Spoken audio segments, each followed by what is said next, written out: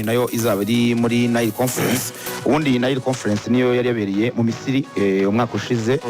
Murabyuka ko ikipe ya APR nabwo yari irimo, ariko ntabwo yari muri Nile Conference, yari muri Sahara Conference yabereye i Dakar muri Senegal.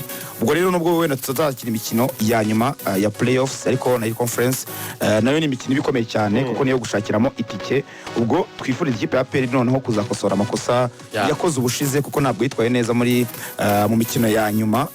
Hanyuma no muri Sahara Conference ntabwo yagaragaye mu mikino ya nyuma, byari bibi cyane, ariko nekereza ko hari amasomo bakuyemo bizatuma rero bitwara neza cyane uyu mwaka muri BAR bakajya muri Afrika y'Epfo gukina imikino ya nyuma ya playoffs, ari naho n'ubundi igomba kubera Cape Town.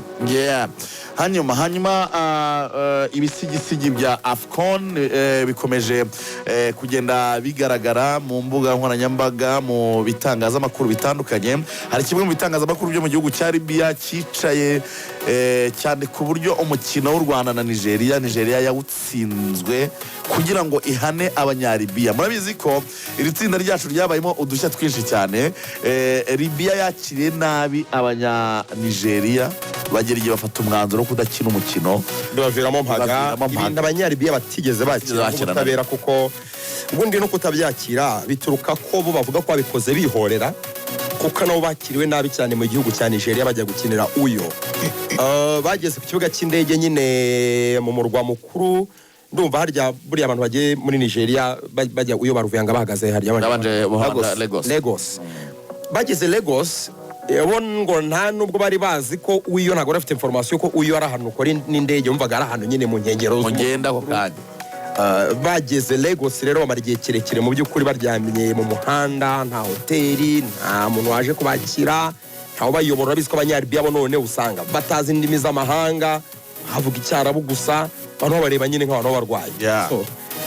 Babikoze basa n'abihorera, batungurwa nuko kafi igiye guhana itabahannye bose, ahubwo yahannye Libya yonyine.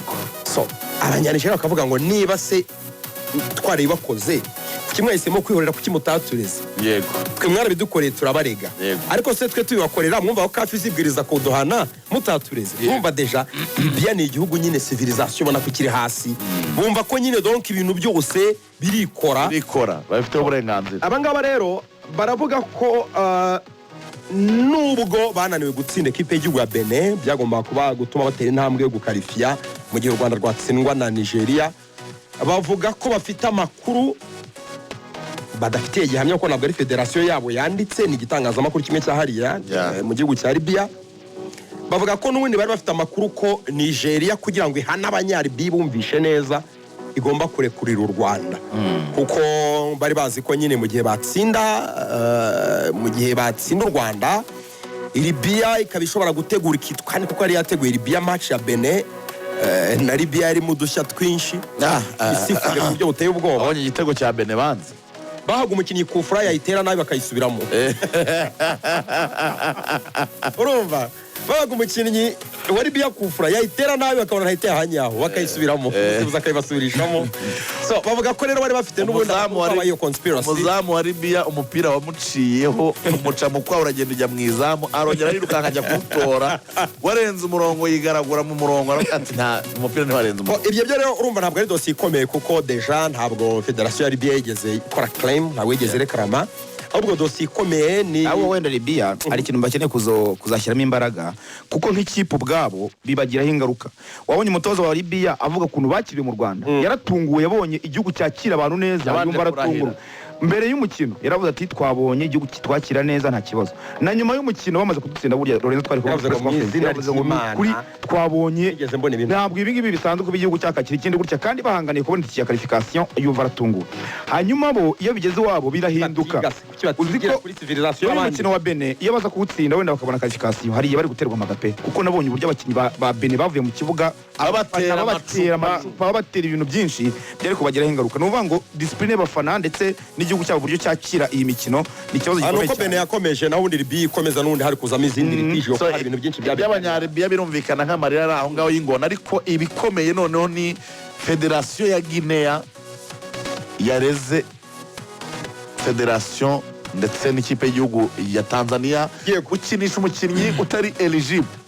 abantu batekereza ko rero igihugu cya Tanzania gishobora kubura qualification yari yaryoheye akarere ka Afrika ya Sekafa cyane. Reka twinjize muri dossier neza amenye uko gahunda zose zihagaze. Hano imbere yanjye mfite claim y'abanyaribia plutôt Guinea Conakry. Nabonaga bambaza ku mbuga nkoranyambaga ngo isi ni Guinea Baltazar. Guinea Baltazar niyo star yonyine, izindi barafata nko zitabaho.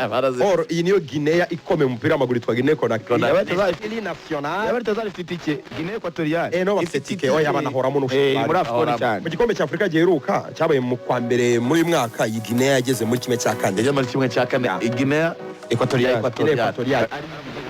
Aramusagiye muri zira stade zo muri Maroc byaba ari ibicika. Iki gihugu gitozwa n'uwitwa Michel Dussuyer. Série nationale ni Guinea Conakry. Iyi ni Guinea Conakry ari. D'accord.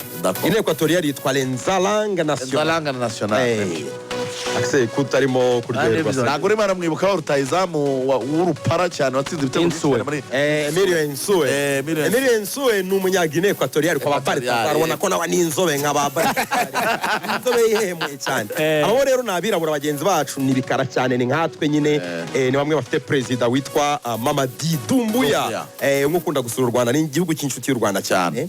So abangaba rero bakoze claim iri official bayikora muri CAF ndetse baje no gutanga update ko CAF yayakiriye. Yego. So baravuga ngo rero ngo the claim is based on serious irregularity, ngo ni ibintu byagaragaye bidasanzwe by'amakosa mu mukino aho ku munota 73 amakosa akomeye ku munota 73 ekipe y'igihugu ya Tanzania yinjije mu kibuga umukinnyi wambaye nimero 26 barabyumva wambaye nimero 26 mu gihe kuri match sheet rwa rutonde rw'abakinnyi ruro official ruhabwa abasifuzi fedo match nta mukinnyi wambaye iyo nimero wari uhari. Urabyumva ntabwo mbibinjizemo neza umukinnyi winjiye kuri uwo munota bavuga ni umukinnyi witwa Ibrahim Ame ukinira ekipe ya Kinondoni Municipal Council. Ibrahim Mohamed Ame yego ubundi kuri liste yari yanditseho nimero 24 yego ariko yinjira yambaye nimero